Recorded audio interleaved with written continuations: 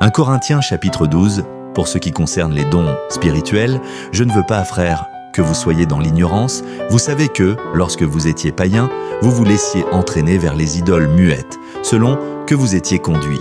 C'est pourquoi je vous déclare que nul, s'il parle par l'Esprit de Dieu, ne dit « Jésus est anathème », et que nul ne peut dire « Jésus est le Seigneur » si ce n'est par le Saint-Esprit. Il y a diversité de dons, mais le même Esprit. Diversité de ministères, mais le même Seigneur. Diversité d'opérations, mais le même Dieu qui opère tout en tous.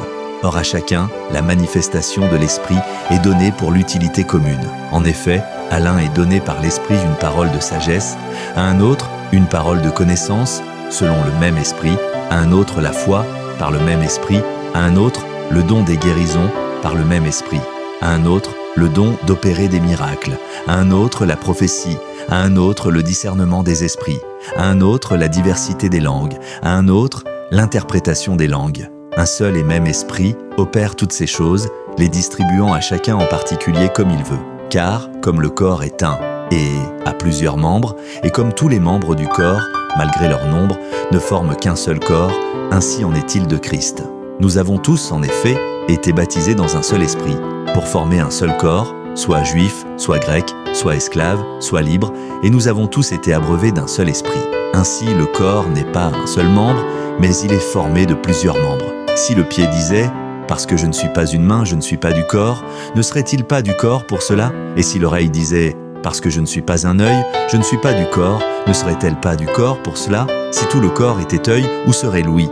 S'il était tout ouïe, où serait l'odorat? Maintenant, Dieu a placé chacun des membres dans le corps comme il a voulu. Si tous étaient un seul membre, où serait le corps? Maintenant donc, il y a plusieurs membres et un seul corps.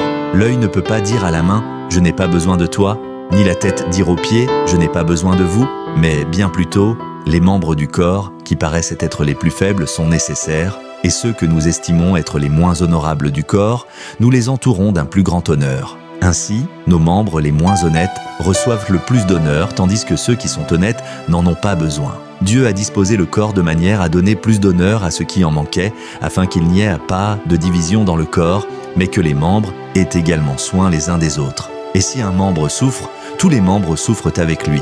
Si un membre est honoré, tous les membres se réjouissent avec lui.